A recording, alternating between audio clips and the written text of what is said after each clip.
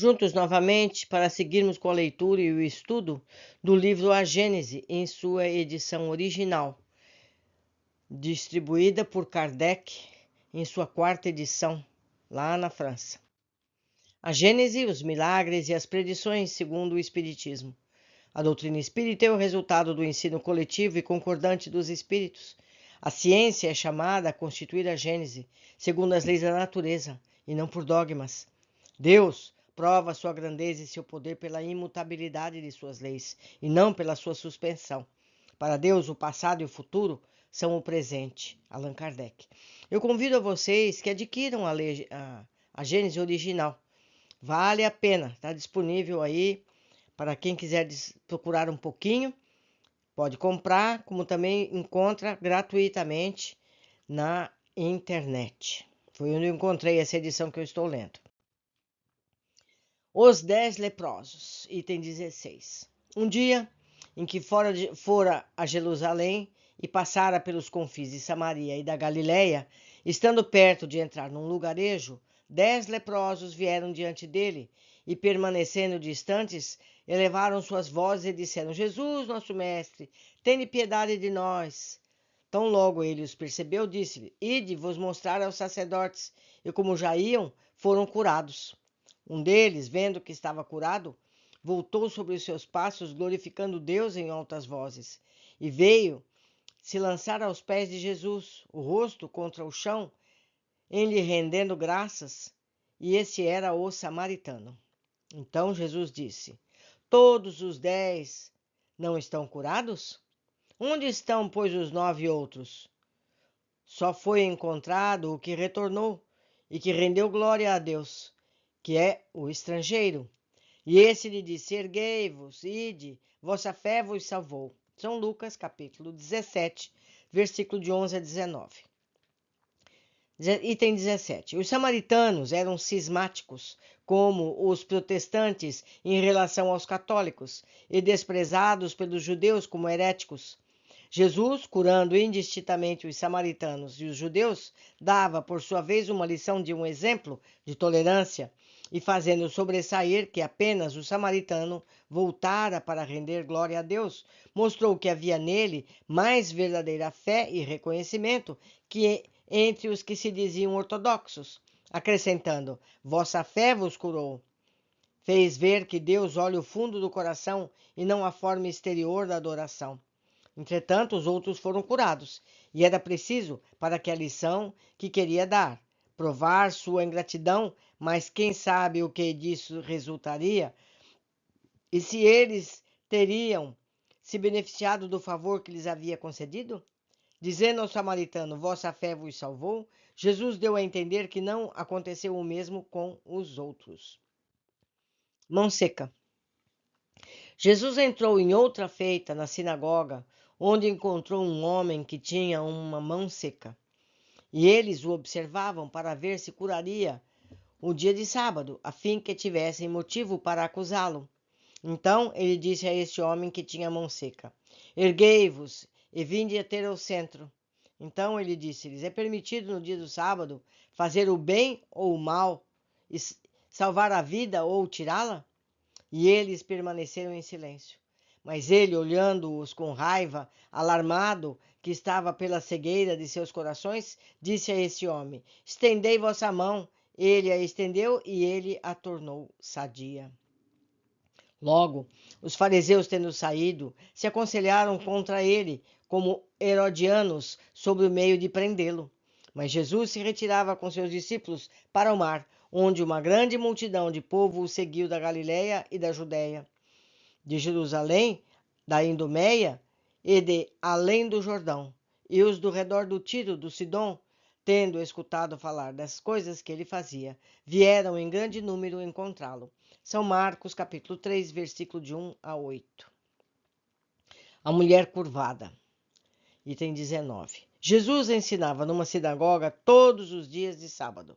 E um dia, ele ali viu uma mulher possuída de um espírito que a fazia doente há 18 anos. E ela estava tão curvada que não podia olhar para cima. Jesus, vendo-a, chamou-a e lhe disse: Mulher, estás livre de vossa enfermidade. Ao mesmo tempo, ele lhe impôs as mãos. Estando logo ereta, ela rendeu glória a Deus. Mas o chefe da sinagoga, indignado com isso, pois que Jesus tinha curado num dia de sábado, disse ao povo: há 6 dias destinados para trabalhar. Vinde nesses dias para serem curados, e não nos dias de sábado.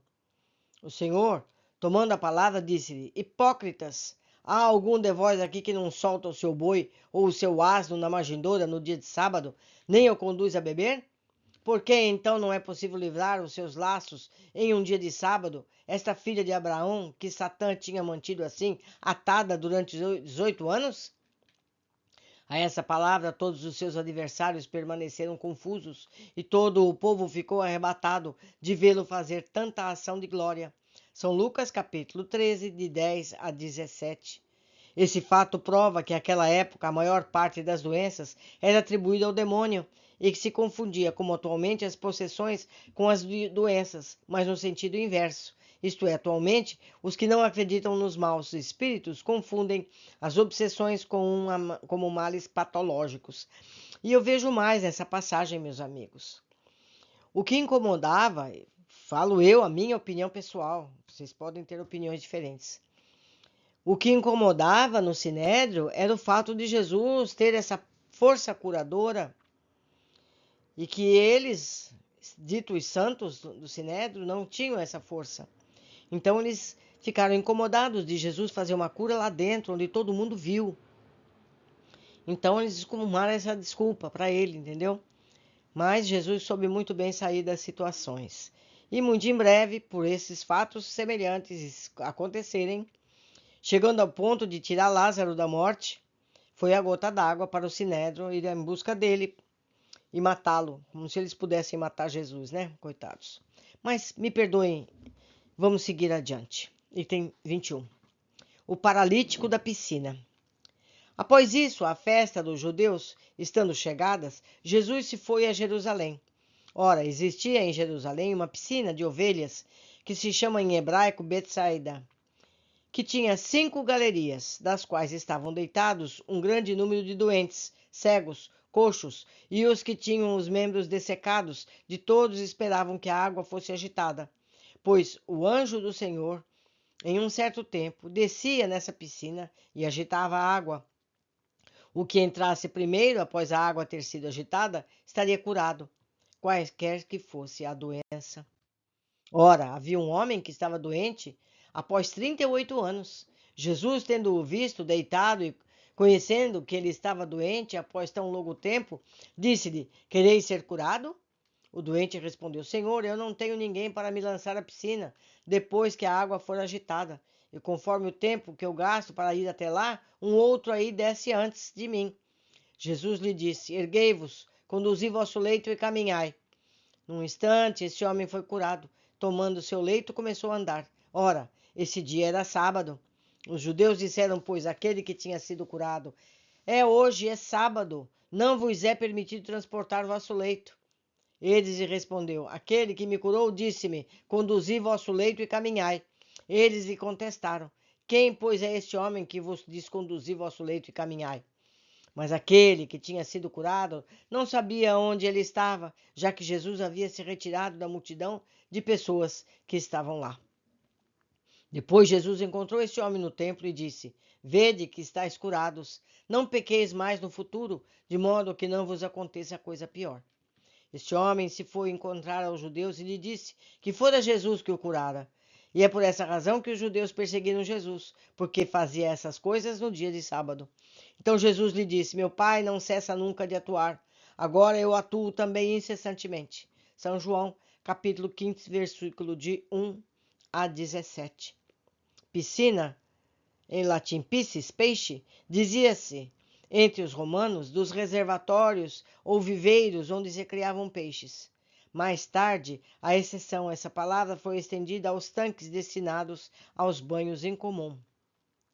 Olha que interessante. Então a palavra piscina vem de peixe, piscis. Muito interessante. Aprendi mais uma coisa hoje, além de aprender sobre o Evangelho. Muito interessante. Vamos continuar. 22. Piscina, já repetindo, eu vou ler outra vez. Piscina, do latim piscis, peixes, dizia-se entre os romanos dos reservatórios ou viveiros onde se criavam peixes. Mais tarde, a seção dessa palavra foi estendida aos tanques destinados aos banhos comuns. A piscina de Betsaida, em Jerusalém, era uma cisterna próxima do templo, alimentada por uma fonte natural, onde a água parecia ter sido propriedades curativas. Era, sem dúvida, uma fonte intermitente, que em determinadas épocas jorrava com força e revolvia a água. Conforme a crença comum, esse momento era mais favorável às curas. Talvez, na realidade, no momento dessa saída, a água tivesse uma propriedade mais ativa, ou a agitação produzida pela água jorrante movimentasse o lodo salutar para certas doenças. Esses efeitos são muito naturais e perfeitamente conhecidos atualmente. Mas então as ciências estavam pouco avançadas e via-se uma causa sobrenatural na maior parte dos fenômenos incompreendidos. Os judeus atribuíam, pois, a agitação dessa água à presença de um anjo, e essa crença lhes parecia ainda melhor fundamentada, pois nesse momento as águas eram mais salutares. Depois de ter curado esse homem, Jesus lhe disse: No futuro não pequeis mais, para que não vos aconteça algo pior. Por essas palavras, fez entender que a sua doença era uma punição e que, se ele não se melhorasse, poderia ser novamente punido, ainda mais rigorosamente. Essa doutrina é inteiramente de acordo com o que ensina o Espiritismo. Jesus parecia escolher a tarefa de operar suas curas no dia de sábado, para ter ocasião de protestar contra o rigorismo dos fariseus no tocante à observação desse dia. Ele queria mostrar-lhes que a verdadeira piedade não consiste na observância das práticas exteriores, e sim nas coisas formais, ou das coisas formais, mas que está nos sentimentos do coração. Ele se justifica dizendo: Meu Pai nunca cessou de agir até o presente, e eu atuo também incessantemente. É o mesmo que dizer: Deus não suspende nunca suas obras, nem a sua ação sobre as coisas da natureza no dia de sábado. Ele continua no trabalho, no labor produtivo, que seja necessário à vossa nutrição e à vossa saúde, e eu sou o seu exemplo. Meus amigos, é só a pessoa pensar um pouquinho mais. Quem inventou o sábado, meu Deus? Quando deram os dez mandamentos, nem existia sábado ainda direito. Não é verdade? A história não é bem assim, não é bem assim. E depois o calendário foi mudado, quando foi corrigido, e colocaram um ano bissexto. Então nisso o sábado foi para o espaço. As pessoas têm que entender que o que importa é a ação do coração, mais do que essas atividades mecânicas. Vamos continuar. Cego de nascença. Quando Jesus passava, viu um homem que era cego desde seu nascimento. E seus discípulos fizeram-lhe essa indagação: Mestre, é o pecado desse homem ou o pecado daqueles que o puseram no mundo que a causa ter nascido cego? Jesus respondeu: Não é nem que ele tenha pecado, nem aqueles que o puseram no mundo, mas é a fim de que as obras do poder de Deus brilhem nele. É preciso que eu faça as obras daquele que me enviou enquanto é dia. A noite vem, na qual ninguém pode atuar. Tanto que estou no mundo, eu sou a luz do mundo. Após ter dito isso, ele cuspiu na terra, e tendo feito uma lama com a saliva, ele untou com essa lama os olhos do cego e disse: Ide vos lavar na piscina de Siloé, que significa enviado. Ele foi e lá se lavou e voltou, vendo com claridade. Seus vizinhos, que o tinham visto antes pedir esmolas, disseram: Não é esse que estava sentado e que pedia esmola? Um respondia: É ele. Outros diziam: Não, é um que se parece com ele. Mas eles lhe diziam: Sou eu mesmo. Eles disseram então: Como é que seus olhos estão abertos? Ele respondeu: Este homem, que se chama Jesus, fez lama e colocou nos meus olhos e me disse: Ide à piscina de Siloé e lavai-vos aí. Eu fiz e me lavei, e aí vejo. Eles lhe disseram: Onde está ele? O outro respondeu-lhe: Não sei. Então eles conduziram os fariseus este homem que tinha sido cego. Ora, era dia de sábado e Jesus tinha feito essa obra e lhe haviam aberto os olhos. Sempre o sábado. Isso segue até hoje, viu, meus amigos? Até hoje eles guardam o dia de sábado. Os fariseus o interrogaram, pois, também eles próprios, para saber como tinha recuperado a visão. E ele lhes disse: Ele pôs lama sobre os olhos, e eu me lavei e vejo. Sobre isso, alguns dos fariseus disseram: Este homem não é jamais enviado de Deus, já que não guarda nunca o sábado. Mas outros disseram: Como um homem periculoso poderia fazer tais prodígios? Ele havia por lá divisão entre eles. Quer dizer, até tinha gente que pensava: por que ele não é do bem porque cura no dia do sábado? Ele é do bem porque ele curou, seja em que dia fosse, não é?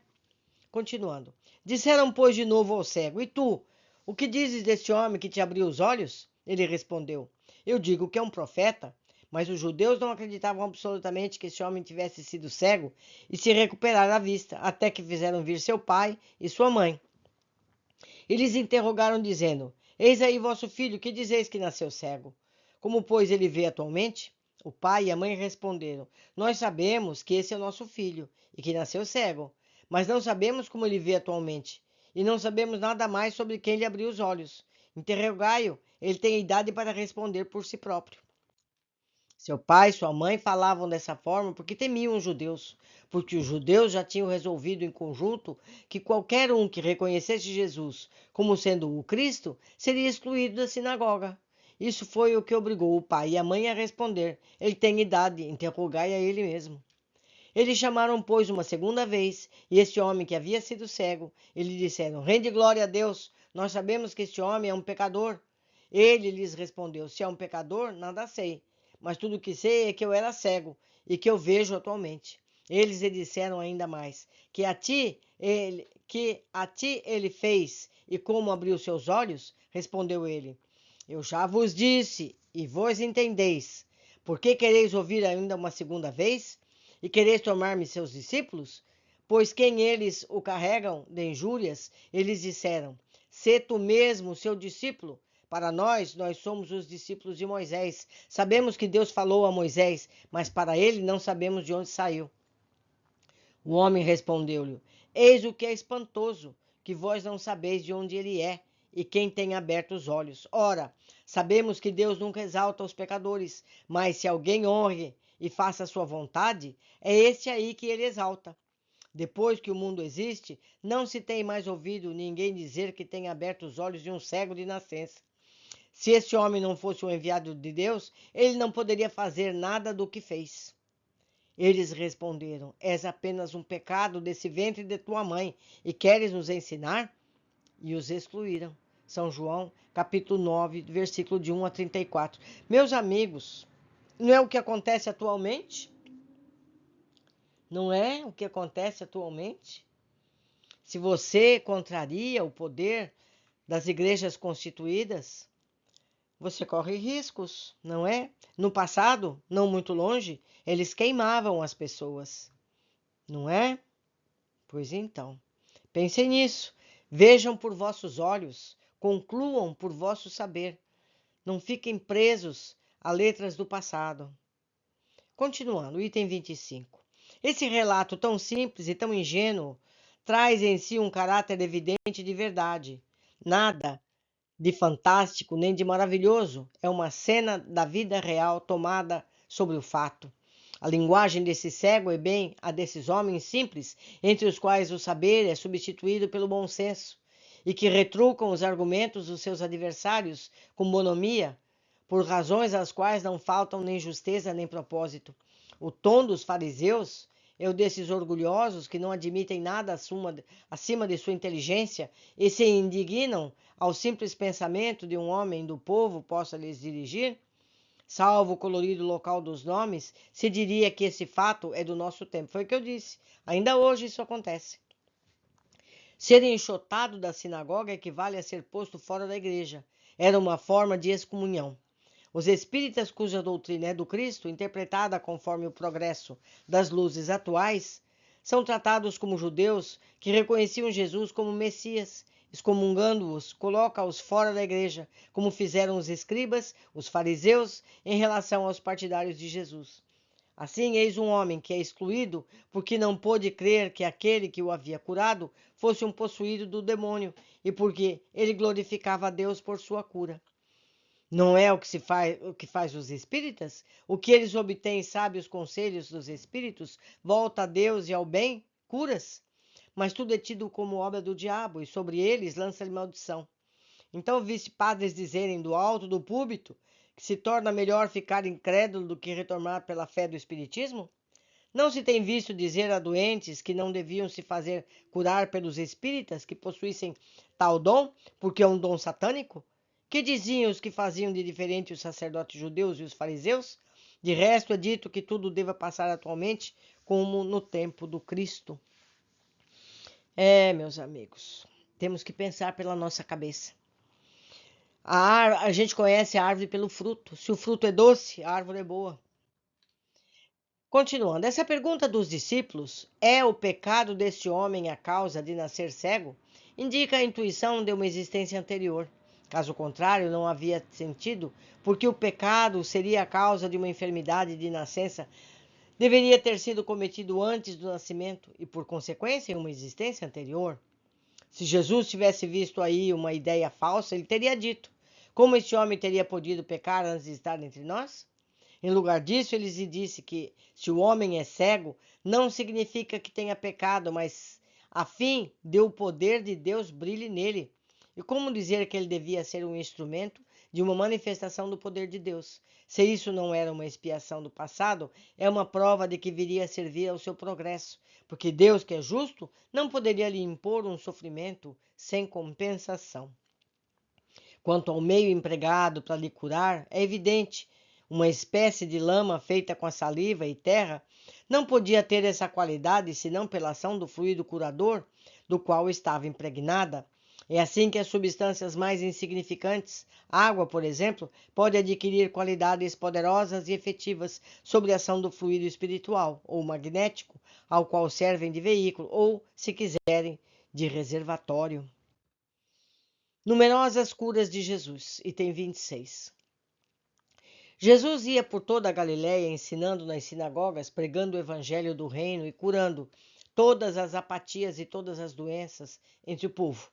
A sua reputação se estendeu por toda a Síria, e traziam-lhe todos aqueles que estavam doentes e diversamente afligidos por males e dores, os possessos, os lunáticos, os paralíticos, e ele os curava. E uma grande multidão de pessoas seguia-o da Galiléia, da Decápolis, de Jerusalém, da Judéia e de outro lado do Jordão. Isso está em Mateus, capítulo 4, versículo de 23 a 25. Item 27. De todos os fatos que testemunham o poder de Jesus, os mais numerosos são, sem contradição, as curas. Ele queria provar por aí que o verdadeiro poder é aquele que faz o bem, que sua finalidade era de tornar útil e não de satisfazer a curiosidade dos indiferentes para coisas extraordinárias. Aliviando o sofrimento, as pessoas ficavam ligadas a ele pelo coração e fazia adeptos mais numerosos, mais sinceros do que os tivesse atingido apenas pelo espetáculo para os olhos. Por esse meio, ele se fazia amar, ao passo que, se ele se limitasse a produzir efeitos materiais surpreendentes, como pediam os fariseus, a maior parte só teria visto nele um feiticeiro ou hábil mágico que os desocupados iriam ver para se distrair.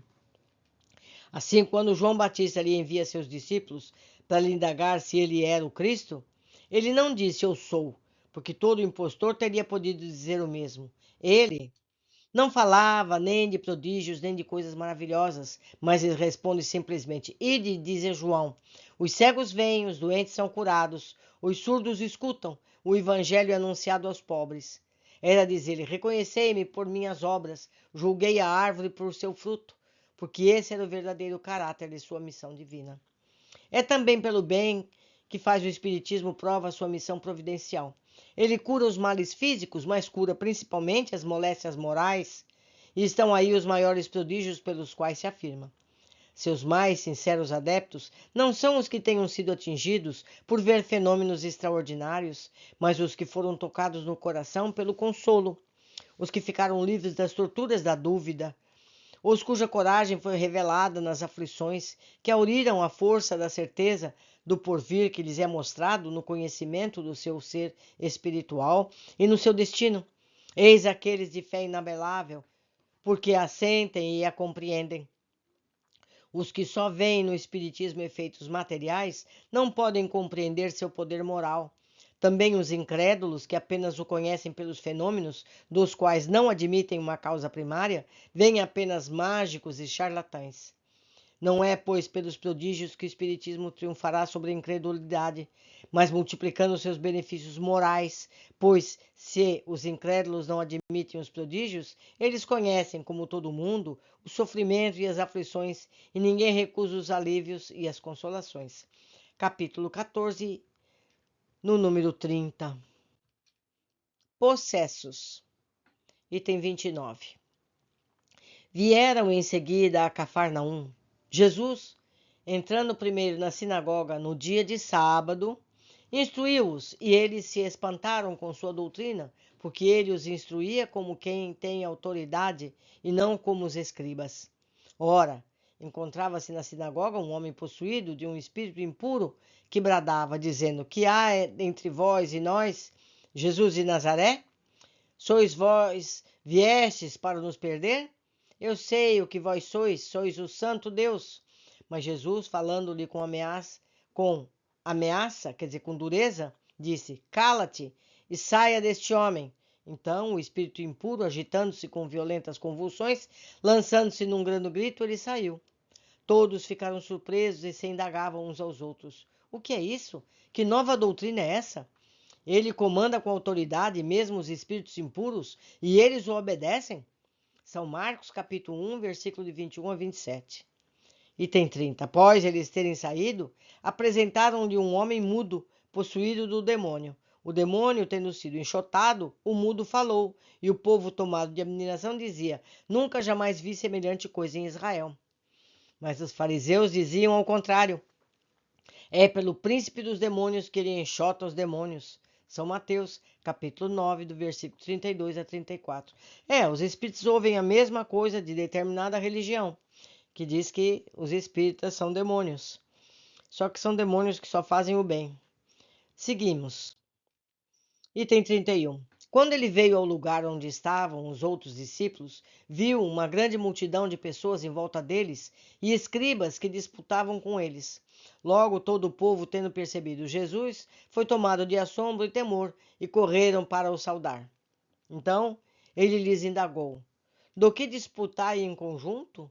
E um homem entre o povo, tomando a palavra, disse-lhe: Mestre, eu trouxe meu filho que está possuído de um espírito mudo, e em qualquer lugar que ele se apodere de meu filho, ele lança contra o chão, e o menino espuma, trinca os dentes, fica todo seco. Pedi a vossos discípulos que o curassem, mas eles não puderam.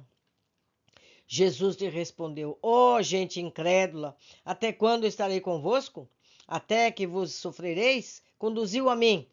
Eles levaram-no, e ele ainda não tinha visto Jesus, quando o espírito começou a se agitar com violência, caiu por terra, onde ele rodava, espumando.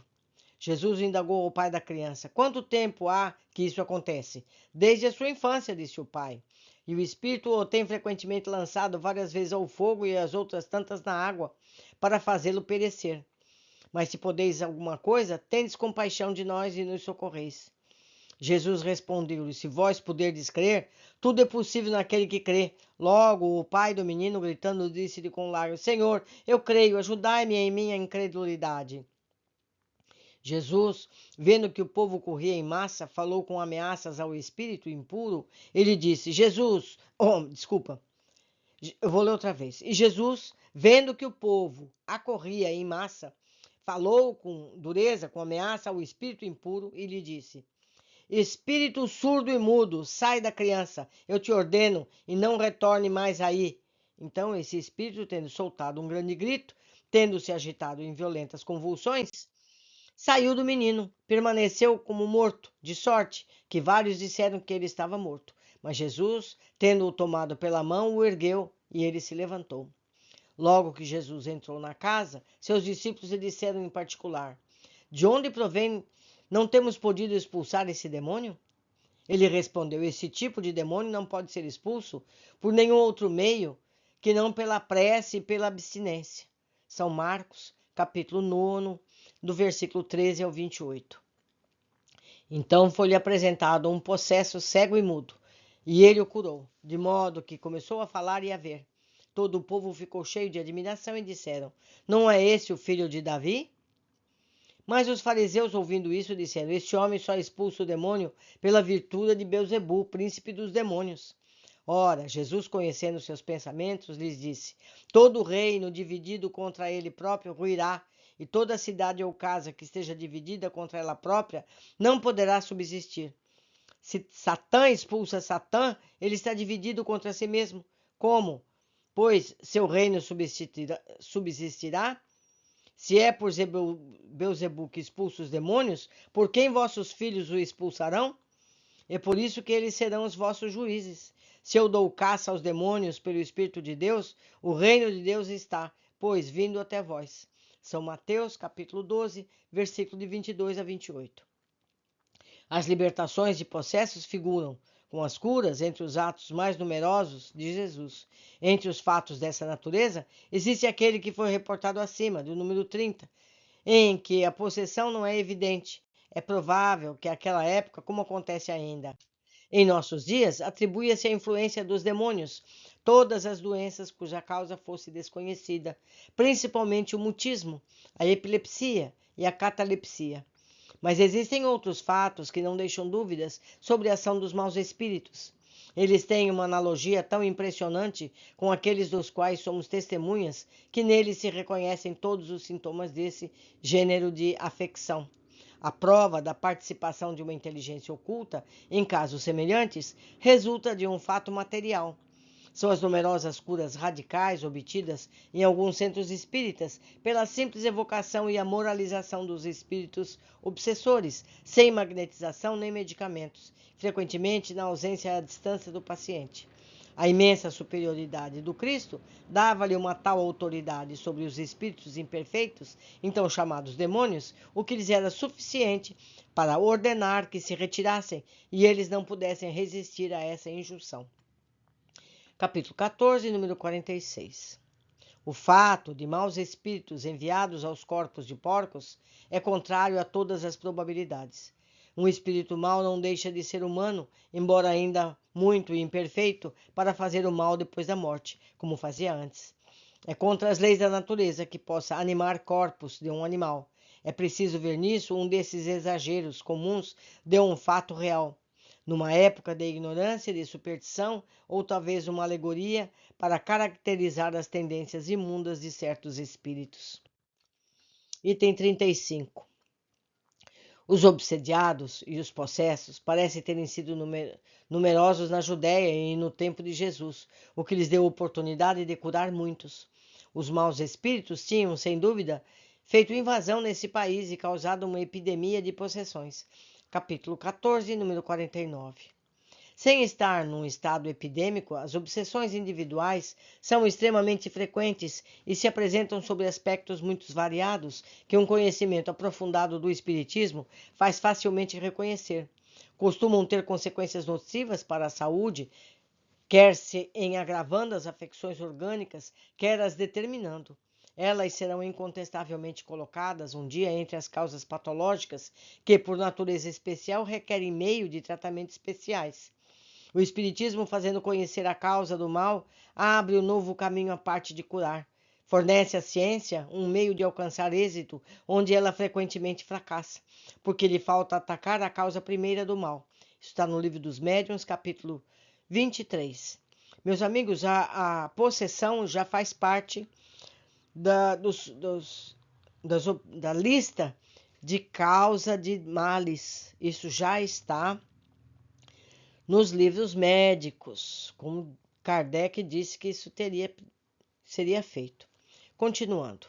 Jesus era acusado pelos fariseus de expulsar os demônios pelos demônios, e bem propriamente dito o que ele fazia era, segundo os mesmos, obra de Satã, sem refletir que Satã, se caçando a si mesmo, fazia um ato de insensatez. Essa doutrina ainda é a que a Igreja procura fazer prevalecer atualmente contra as manifestações espíritas. Nota 188. Nem todos os teólogos professam opiniões também absolutas sobre a doutrina demoníaca. Eis de um eclesiástico do qual o clero não poderá contestar o valor. Encontra-se a passagem seguinte na Conferência sobre a Religião, do Monsenhor Freixos, me perdoem o meu mal francês, Freixinus, bispo de Hermópolis, tomo 2, página 341, Paris, 1825. Por hoje ficamos por aqui. Aguardo vocês todos na sequência do nosso estudo.